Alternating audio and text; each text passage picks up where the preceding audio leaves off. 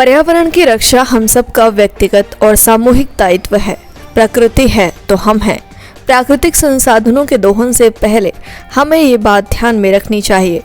प्रकृति कला को बढ़ावा देने के लिए नई दिल्ली इंडियन हैबिटेट सेंटर में द फ्रैगिलिटी ऑफ हैबिटेट का आयोजन किया गया।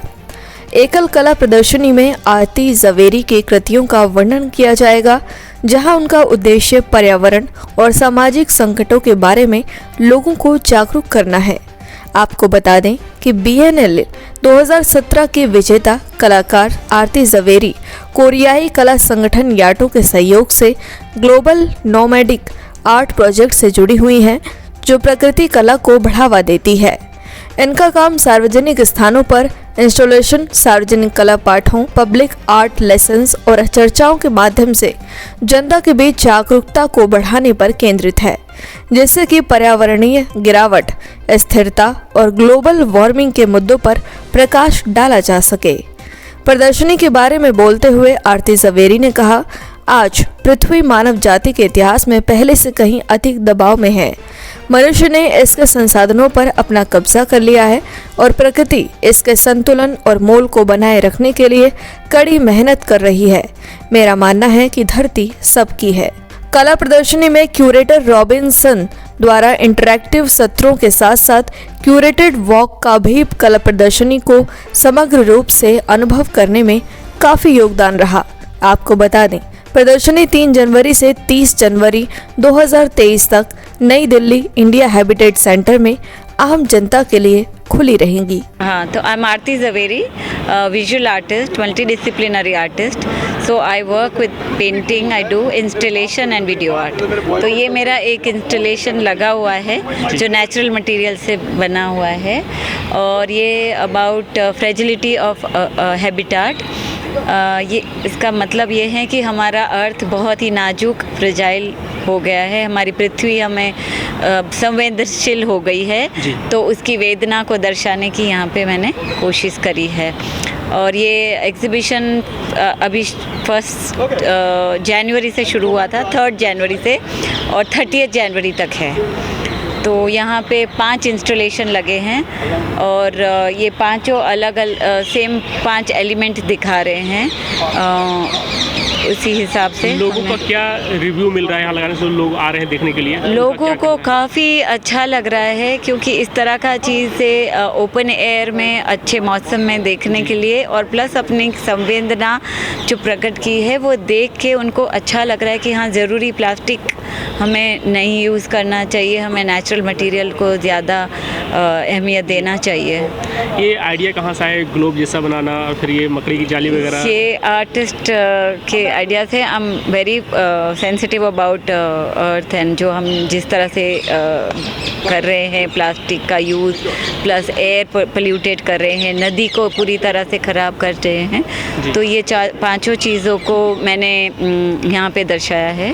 और क्वेश्चन कि आपकी टीम जो है जिन्होंने ये सब किया, तो कितना टाइम लगा आपको और कब से आप लोग ये तैयारी कर रहे हैं? हाँ, तो ये मेरी टीम नहीं, मतलब ये पूरा करते करते हम ऑलमोस्ट 2 महीने लगे हैं।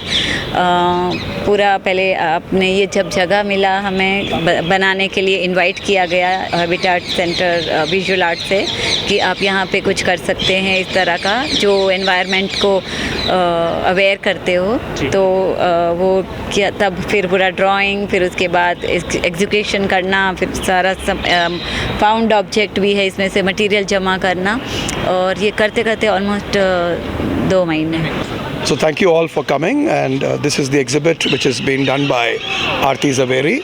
This show is to signify the importance of the fragility of our habitat, the way our habitat is today suffering, and the role that each one of us plays in keeping it the way we are. A lot of times people look at corporate social responsibility, government funding and other aspects, but as an artist, it has been a great endeavor of Aarti to be able to work through the elements of nature. That's why you see the exhibit is very bare. It is to show that how we are draining Mother Earth of all its resources without wanting to give back. And across, it is not just dependent on India. And India is a very, very important element, because we have always been taught taught how to give as a nation, whether it is our esoteric sciences, the yoga, or any of the aspects. And it was very important for Aarti, the artist, to talk about the idea that we are all integratedly interconnected in our belief system to preserve, conserve, and to make sure that the coming generations are able to inherit whatever our forefathers gave to us, not bad, but at least just the way we got it back. So it is the responsibility of each one, and we have started with this thought process not just by posing the question, but by saying refuse single-use biodegradable plastic, reuse it, recycle it, and be conscious of what your responsibility is as and when you want. That is why इसी की वजह से हम वसुदेव कुटुंब समझ सकते हैं, हम ब्रह्मास्मि भी समझ सकते हैं, और ये जितनी भी फिलोसॉफिकल बातें हम बातों में बातें करते हैं उसको अब जीवंत कर कर जीने का मौका है।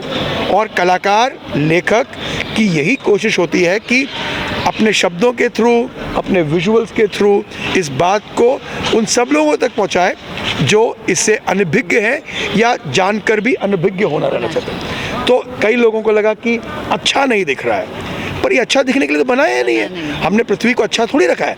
अगर हम पृथ्वी को अच्छा रखते तो वो करते। तो हमने जैसे घास का भी इस्तेमाल किया है, वो प्लास्टिक की ग्लास लगाई है कि अब हमारी पेड़ पौधे भी प्लास्टिक के हो गए। अब जल्दी ही हम प्लास्टिक खा रहे हैं, और थोड़े दिनों में हमारे पास जिस तरह हमारे हालात हैं, हम भूल गए हैं कि खाना कौन बनाता है, कैसे पकता है और कैसे खाते हैं। ये सब चीज़ें पृथ्वी में रहने वाले हर पृथ्वीवासी के लिए, धर्म, जाति, हर समाज के और देश के परे ये बात आज सबके ऊपर एप्लीकेबल है, ना सिर्फ डेवलपिंग नेशंस या डेवलप्ड नेशंस या होने वाले। So thank you all that आप आए, हमें बड़ा अच्छा लगा। हो सकता है कि आपके थ्रू ये बात बहुत लोगों तक पहुँचे। एग्जीबिशन 30 तारीख तक है और आप लोगों का सबका स्वागत है। 30 तारीख को 3 बजे हमारा समापन है।